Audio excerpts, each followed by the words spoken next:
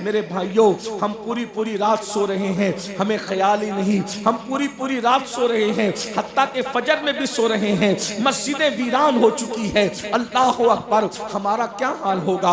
अल्लाह के सच्चे रसूल सादिक व मस्दूक सल्लल्लाहु अलैहि वसल्लम फरमाते हैं कि कब्र में सबसे ज्यादा अजाब जिसको दिया जाता है वो बेनमाजी है। मेरे सरकार अल्लाह के सच्चे रसूल फरमाते हैं बेनमाजी पर जो अस्तहा और जो सांप मुसल्लत किया जाता है उसका नाम शुजाउल अक़रा है। वो गंजा सांप अगर एक मर्तबा डंक मारे तो इंसान 70 गज जमीन के अंदर जाकर के धंसता है। ये किसने कहा? ये अल्लाह के रसूल ने कहा, ये मुस्तफा जाने रहमत ने कहा, सच्चे रसूल ने। अल्लाह अकबर। कोई जलसे का नाज़िम, कोई मुकर्रिर, कोई पीर अगर बात कह दे तो मुमकिन है उससे खता हो जाए, उससे लग़्ज़िश हो जाए, मगर अल्लाह अकबर, ये तो वो रसूल हैं जो अपनी मर्जी से कभी बात करते ही नहीं। वमा यंतिक़ु अनिल हवा इन हुवा इल्ला वह्यु यूहा। अल्लाह अकबर, ये जो कहते हैं उन पर वही की जाती है, यानी ज़बान इनकी होती है और कलाम खुदावंद कुद्दूस का होता है। अल्लाह के बंदो, जरा तसव्वुर में तो लाओ, जरा गौर तो करो, जरा सोचो तो सही। माएँ और बहनें मौजूद हैं, मैं उनकी भी तवज्जो चाहता हूँ। अल्लाह अकबर, खेत का सांप अगर डस ले तो हमारी कैफियत क्या होती है? खेत का बिच्छू अगर डस ले हमारी कैफियत क्या होती है? जरा बताओ। हम खेत के सांप और बिच्छुओं का डंक बर्दाश्त नहीं कर सकते। वो कब्र का सांप जो जहन्नमी सांप है, जो जहन्नम का सांप है, जो अल्लाह ने बनाया है, अल्लाह अकबर, वो जहन्नम का बना हुआ सांप, अल्लाह अल्लाह, और उसके डंक का हाल हुजूर बयान कर रहे हैं। 70 गज एक डंक की वजह से इंसान जमीन में धंसेगा और 1000 साल तक के जहर जिस्म में घूमता रहेगा। 1000, और वो एक डंक मार कर नहीं जाएगा।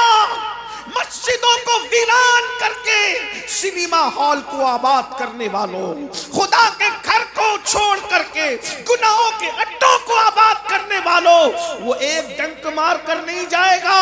अल्लाह के सच्चे रसूल फरमाते हैं अगर फजर नहीं पड़ा वो मुसलसल जोहर तक डसता रहेगा, अगर जोहर नहीं पड़ा वो असर तक डसता रहेगा, असर नहीं पड़ा वो मगरिब तक डसता रहेगा, मगरिब नहीं पड़ा वो इशा तक डसता रहेगा, इशा नहीं पड़ा वो फजर तक डसता रहेगा। 24 घंटे सिर्फ डस कर नहीं चला जाएगा। अल्लाह के रसूल फरमाते हैं वो क़यामत तक बेनमाजी को डसता रहेगा। हाय रे बेबसी, हाय रे बेकसी, किस तरीके से नमाज को ज़ाय करते हो। ये अपनी जवानी पे घमंड करने वालों, अल्लाह अकबर, अगर बिच्छू डंक का मारे तो बिच्छू है, मच्छर के डंक से तड़प जाते हो, मच्छर के डंक से आंखें खुल जाती है, नींद खुल जाती है, मच्छर डंक मारे तो हमसे बर्दाश्त नहीं होता। हाय वो गंजा सांप, हाय वो शुजाउल अक़रा, हाय वो जहन्नम का सांप जब कब्र में मुसल्लत होगा और वो जमीन में 70 गज धसाएगा और वो मुसलसल डसता रहेगा। 1000 साल तक के जहर जिस्म के अंदर घूमता रहेगा। कौन बचा सकेगा? ना माँ बचा सकेगी, ना बाप बचा सकेगा, ना भाई बचा सकेगा। मेरे भाई कोई नहीं बचा सकेगा। यहाँ तो दुनिया में लोग हमारी तारीफें कर रहे होंगे, वो फुला साहब तो बड़े अच्छे थे और ये थे, और उधर नमाज छोड़ने की वजह से मुसलसल अजाब हो रहा होगा। जरा बताइए ना मेरे भाई, चंद मच्छर अगर हम पर छोड़ दिए जाएं और वो हमें चिपक जाएं, या बल्कि शहद की मक्खी एक दो हम पे हमारे पीछे लगा दी जाए, हमारा क्या बनेगा? हाय हाय, हमारा जिस्म इतना कमजोर है कि जो शहद की मक्खी का डंक को ना उठा सके, जो मच्छर के डंक को बर्दाश्त न कर सके, वो उस जहन्नम के सांप को किस तरीके से बर्दाश्त कर पाएगा ये जिस्म। मेरे भाइयों, आओ आज इस शहीद आजम के जलसे में आए हो, तौबा कर लो, अल्लाह से माफी मांग लो, रब की बारगाह में रुजू हो जाओ। हम शहीद आजम का जलसा करते हैं और हम नमाज से दूर रहते हैं कि इमाम अली मकाम की शान तो ये थी कि आपने इतने तीरों से छलनी होने के बाद भी, इतने तलवारों के जख्म खाने के बाद भी, इतने दिल पर जख्म खाने के बाद भी इमाम ने जो किया, आखिरी में सजदा किया। इमाम सजदा करते हुए दुनिया से गए, उनके नाना सजदा करते हुए में दुनिया में आए, इमाम दुनिया से सजदा करते हुए गए, ना हमें सजदे का ख्याल, ना हमें इबादत का ख्याल, बस हमें एक ही ख्याल है, खाना पीना सोना और कारोबार करना। एक वक्त की नमाज को सिर्फ 10 मिनट का टाइम लगता है। अगर आखिरत में सुकून की नींद सोना चाहते हो, अगर आखिरत में सुकून की नींद सोना चाहते हो, तौबा कर लो, नमाजी बन जाओ, इबादत की तरफ आओ, दुनिया में एंजॉय करो, दुनिया का माल इस्तेमाल करो, अच्छे कपड़े पहनो, अच्छा खाना खाओ, सब करो, लेकिन आखिरत के लिए कुछ टाइम निकाल। कितना मुख्तसर वक्त है ना, 10 मिनट। अब तो पान खाने में भी 10 मिनट नहीं लगता, पान भी 10 मिनट से ज्यादा वक्त लेता है चबाने में। जितना वक्त पान को देते हो ना, उससे कम वक्त तो अल्लाह को देना है। जितनी देर में गुटखा चबाते हो ना, उससे कम वक्त अल्लाह को देना है।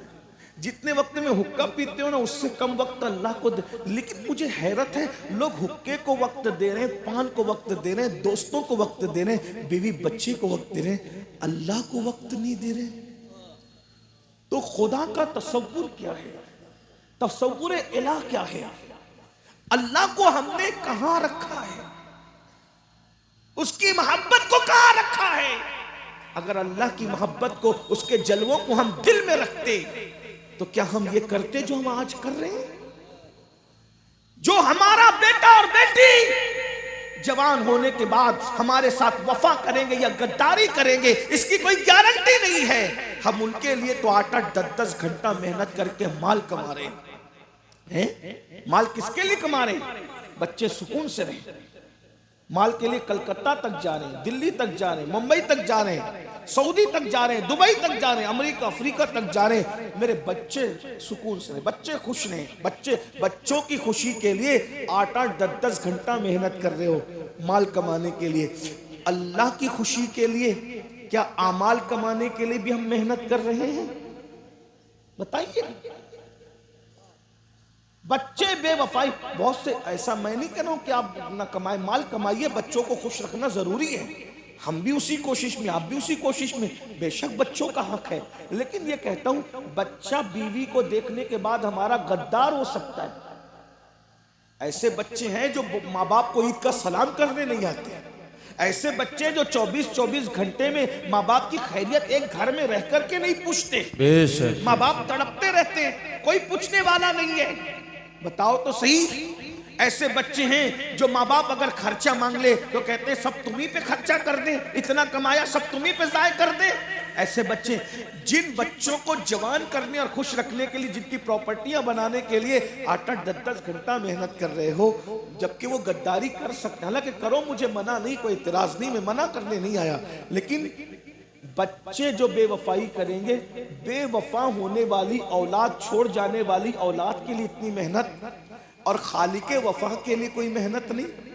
कब्र में जिसकी रहमतें काम आएगी, कब्र में जिसके करम से अजाब से निजात मिलेगी, महशर में जिसके करम से अजाब से निजात मिलेगी, उस अल्लाह से हमारा कोई रिश्ता ही नहीं रहा, कोई ताल्लुक ही नहीं रहा।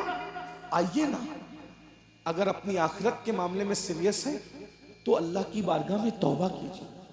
और अल्लाह कैसा है कि जहां हम जा करके कहें ना मैं मुजरिम हूं, तो मुजरिमों से नफरत की जाती है।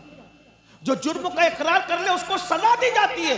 लेकिन ये मेरे अल्लाह का दरबार है, अल्लाह की बारगाह है। जब इंसान अपने जुर्म का एहसास कर लेता है तो उसको सजा नहीं देता, बल्कि उसको माफ कर देता है। और माफी नहीं करता, बल्कि फरमाता है। एक बात बताऊं, मुजरिमों को माफ तो किया जाता है बहुत सारी जगह पर, लेकिन महबूब नहीं बनाया जाता। मेरा अल्लाह तो माफ भी करता है और कहता है इन्नल्लाह युहिब्बुत तव्वाबीन, कि बेशक अल्लाह तौबा करने वालों को अपना महबूब बना लेता है। आइए मेरे भाइयों, हम सब तौबा करें, अल्लाह से मुआफी तलब करें, मुआफी के खास्तगार हों, और अपनी जिंदगी का एक मकसद बनाएं कि हमें 10 मिनट नमाज के लिए निकालना है, हमें अपने माँ बाप की खुशी का ख्याल करना है। और शादियां हो, खुशी के मौके पर तो हम अल्लाह को ना भूलें, डीजे ना बजाएं, नाच गाना ना करें, फजूल खर्ची ना करें। देखो, जो चीजें जायज है वो करो, खूब करो, लेकिन जो नाजायज है उससे बचो। क्योंकि अल्लाह जब किसी कौम को देता है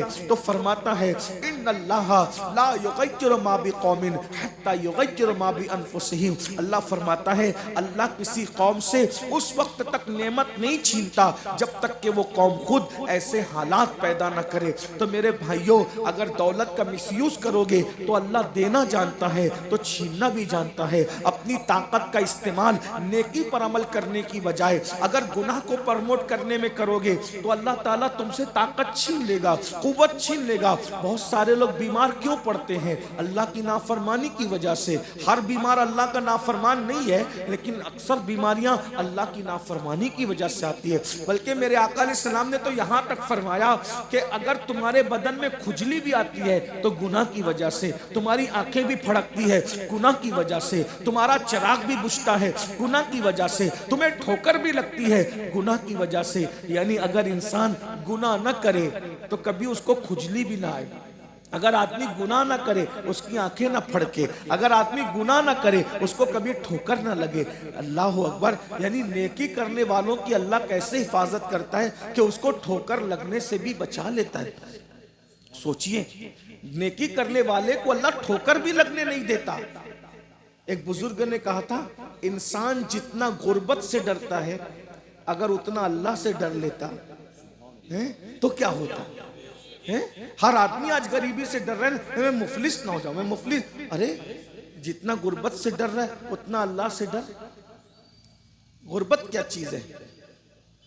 गरीब लोग भी जीते हैं ना, लेकिन अल्लाह किसी से नाराज हो जाए तो